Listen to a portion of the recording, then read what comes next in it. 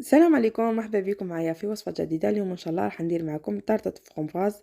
طارطة توت تجي بزاف بنينة، افضل متاع المحلات، وبعجينة صابلي تجي هشة وطرية، بكليمة جد رائعة وشكل بزاف شباب ورقي. ابقاو معايا باش نشوفوا المقادير وطريقة التحضير.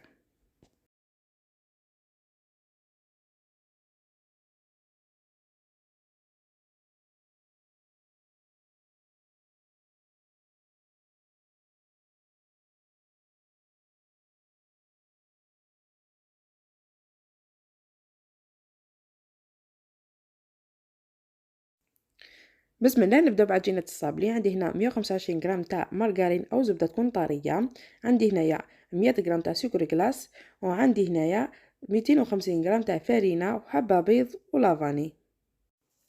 هنا راح نستعمل ضرب كهربائي. كاول خطوه نحط الزبده تاعي طريه تكون درجه حراره الغرفه، ونضيف معها سكر كلاص، ونضيف لافاني. انا درت تاع الساشيات، انتي ديري اي فاني متواجد عندك. نضربهم مليح حتى يولينا الخليط كريمي.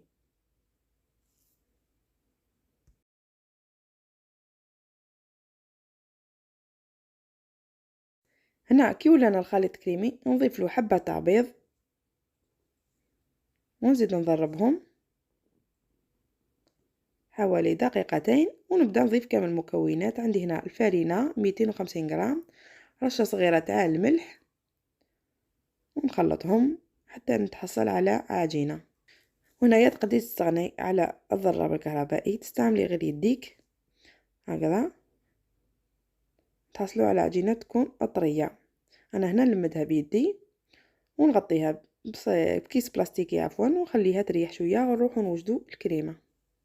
نحتاج في الكريمه تاعي هنايا عندي 30 غرام تاع مايزينا مع 60 غرام تاع سكر عادي حبيبات، وثلاثة صفار بيض، و250 مليلتر تاع الحليب، ومغرفه زبده. ندي الحليب تاعنا يسخن، ونديرو 3 صفار تاع البيض مع السكر، ونضربوهم مليح حتى يتغير اللون تاعو ويذوب لنا هذاك السكر، باش نضيفو عليه حوالي 3 مغارف كبار تاع المايزينا 30 غرام هكذا. ونخلط كامل المكونات مع بعضهم. انا هذه الكريمه اللي ما نستغناش عليها كامل في الطرطات، تجي بزاف بنينه، جربوها وما راحش تستغناو عليها.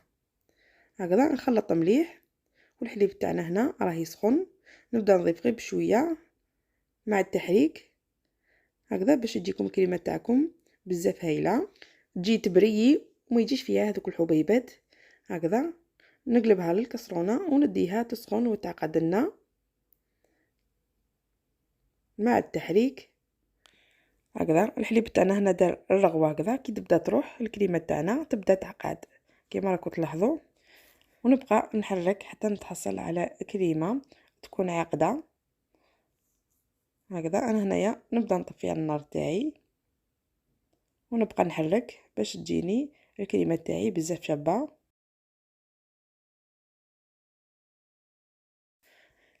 هاي واجده الكريمه تاعنا وهي سخونه، نضيف لها ساشي تاع لافاني مع مغرفه كبيره تاع الزبده، ونعاود نخلطهم هكذا باش تجي الكريمه تاعنا تبريي. شوفوا القوام اللي نتحصل عليه، هذا هو. نفرغ الكريمه تاعنا وهي سخونه هكذا باش تبرد لنا بالخف. نفرغها كامل. هنا نغطيها وهي سخونه، والكيس هذاك لازم يلامس كامل الكريمه تاعنا هكذا، ونخلوها تبرد. نجيبوا العجينه تاع الصابلي تاعنا ونبدا نسرح فيها. كما كنتوا تشوفوا جات عجينه ما شاء الله. هذه وصفه ناجحه، عطيت لكم كامل الخطوات، طبقوهم وتبعوهم راح تنجحوا فيها. انا نفتحها على حساب المول تاعي. سبكت له شويه تاع زبده مع الفرينه كما تقدري ديري ورقه طهي. انا هنا نقلب العجينه تاعي في المول. انا درت هنا دائري، وانتي لك الاختيار، تحبي ديريه دائري ديريه كاري، ديري الشكل اللي تحبيه. انا هنا نضغط على الاطراف هكذا، ونحي كامل الزوائد.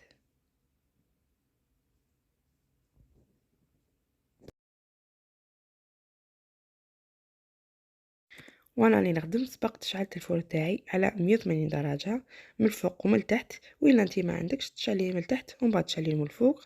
انا هذه الزائد نديرهم لي ميني تارتولات، نثقب الطارطه تاعي هكذا وندخلها طيب وتتحمر وتدي هذاك اللون الذهبي.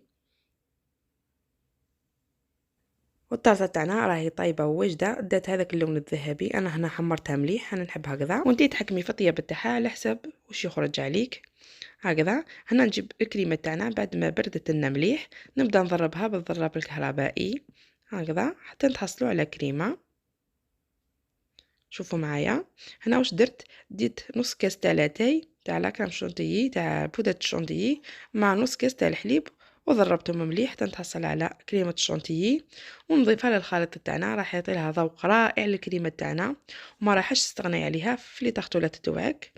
نجيبوا لا طاخت تاعنا بعد ما بردت لنا مليح، نبدا نضيف لها هذيك الكريمه اللي وجدناها مع بعضنا، نوزعها هكذا غير بالمغرفه، ما كان لا ديري لا بوشات لا والو، ما تكسريش راسك.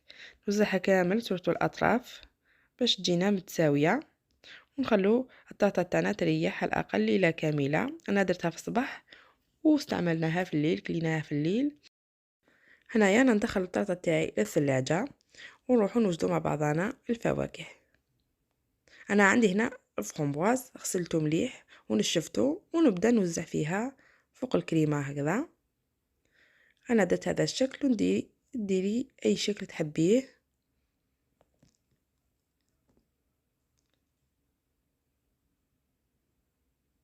نوزعها كامل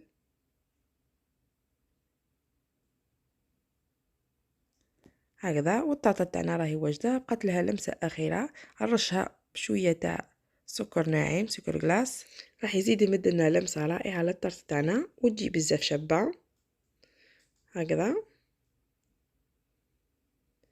ونزيد نزوقها بحبيبات النعناع، وهذاك الشيء اختياري. التزيين كل واحد والذوق تاعو. نوزع الورق تاعنا هكذا بهذا الشكل، والطرطه تاعنا راهي واجده.